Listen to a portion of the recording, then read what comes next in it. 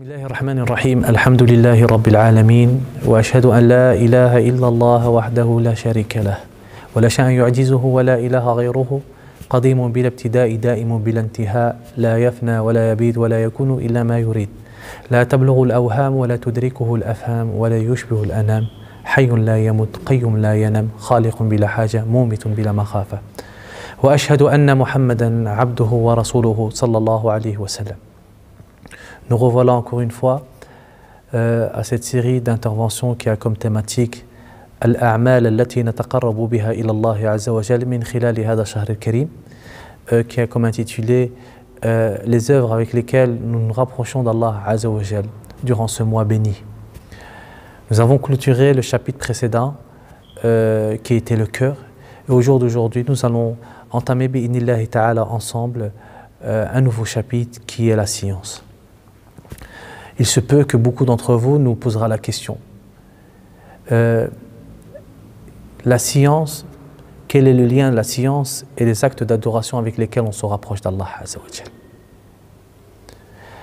Al-ilmu هو الذي يعلق المسلم بالله عز وجل وهو الذي يجعله يسير إلى الله عز وجل بطمأنينة وسكينة وهو الذي يجعله يؤدي حقوق سبحانه وتعالى على أكمل وجه كما ينبغي. Tout simplement, car la science, c'est ça qui va faire en sorte que tu vas t'accrocher auprès de ton Seigneur Tabaraka wa Ta'ala. Grâce à la science, tu vas tisser un lien entre toi et ton Seigneur. Tu vas aller vers Allah Azza wa Jalla avec tranquillité et aisance, et surtout, tu vas accomplir les actes d'adoration de la meilleure manière qu'il soit. Surtout en ce mois de Ramadan, où avec les circonstances actuelles, nous avons plus de temps à fouine. Et nous cherchons toujours des activités. Parmi une des activités avec lesquelles tu pourras te rapprocher d'Allah Azza wa Jal, il y a la science.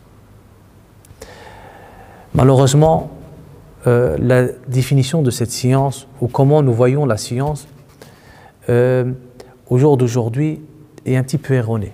Car malheureusement, lorsqu'on retourne voir un petit peu qu'est-ce qu'est la science réellement, et cela à travers le verset coranique, c'est-à-dire la parole d'Allah Azza wa Jal, lorsqu'on va voir un petit peu à travers les paroles des compagnons radiyallahu anhum, ou les pieux prédécesseurs et les grands savants, que nous voyons la définition d'une autre manière. La définition en réalité, ou la science, ce n'est pas le fait d'accumuler un certain savoir, une certaine connaissance, mais en réalité la science, c'est la crainte d'Allah Azza wa Jalla. Al-ilmu khashyatullah. Wa kullama zada ilmu al-abdi zadat khashyatuhu wa muraqabatuhu lillahi subhanahu wa ta'ala. Tout simplement, la science est la crainte d'Allah Azza wa Jalla. Car lorsque le croyant augmente son savoir, automatiquement, sa crainte envers son Seigneur Tabaraka wa Ta'ala va augmenter. Et à ce sujet, Allah Azza wa Jalla dit dans le Coran, Innama yakhsha Allah min ibadihi al-ulama. Et certes, parmi mes serviteurs, seuls les savants me craignent. C'est-à-dire, les savants craignent Allah Azza wa Jalla avec ce savoir. Et ce savoir, en réalité, n'est que la crainte d'Allah Azza wa Jalla. Abdullah ibn Mas'ud, radiyallahu anhu, il dit, Abdullah ibn Mas'ud, un des plus grands compagnons, un savant des compagnons, il a vécu avec le prophète sallallahu alayhi wa sallam, il a vécu la révélation, il l'a appris entre les mains du prophète sallallahu alayhi wa sallam. Le prophète était son enseignant. Il dit, lui qui a bien compris cette religion, il dit لَيْسَ الْعِلْمُ بِكَثْرَةِ الرِّوَايَاتِ وَإِنَّمَا الْعِلْمُ خَشْيَةُ اللَّهِ. Il dit, la science, ce n'est pas la quantité, mais la science, c'est la crainte d'Allah Azza wa Jal. La science, en d'autres termes, ce n'est pas les versets coraniques que tu as appris par cœur ou les récits prophétiques. Ce n'est pas le fait d'accumuler un certain savoir, une certaine connaissance.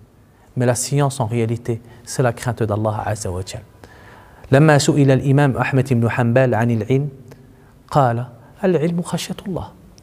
Lorsqu'on a posé la question à l'imam Malik, Imam Ahmed ibn Hanbal, afwan, l'imam Ahmed, lorsqu'on lui a posé la question qu'est-ce qu'était la science, il va répondre avec toute simplicité. Et il dira, la science, c'est la crainte d'Allah Azza wa Jal. C'est la crainte de Dieu. يقول ابن الجوزي رحمه الله طلبت العلم على 1000 عالم ولم أستفد الفائدة الحقيقية إلا من 2 قيل له ولما أي لماذا؟ قال لأنهما إذا شرع في الدرس أخذ في البكاء من خشية الله. Ibn al-Jawzi rahimahullah, ce grand savant, il dit: j'ai demandé la science à 1000 savants. 1000 savants, j'ai demandé la science. Et je n'ai pu en profiter la vraie valeur de la science que chez deux. On va lui poser la question: comment cela se fait-il? Pourquoi? Et il dit tout simplement: car lorsqu'ils commencèrent à donner leur science, ils commençaient à pleurer par crainte d'Allah Azza wa Jal.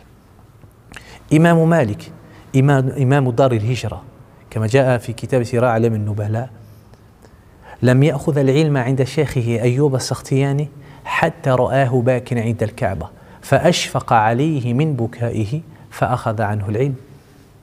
L'imam Malik, il a été rapporté dans certains ouvrages, il n'a pas pris la science de son cheikh Ayoub al-Sakhtiyani jusqu'à ce qu'il l'a vu en train de pleurer devant la Kaaba. Et à ce moment-là, et seulement à ce moment-là, il a pris sa science, il lui a demandé d'être son élève. Car les savants avaient compris que la science en réalité n'était que la crainte d'Allah Azza wa Jal.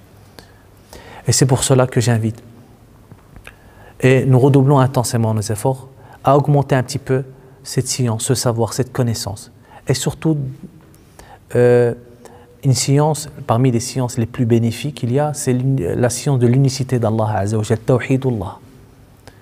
Et parmi les exemples qu'on va citer, c'est de chercher par exemple la connaissance de la grandeur de notre Seigneur Tabaraka wa Ta'ala, surtout durant ce mois de bénédiction, ce mois de clémence.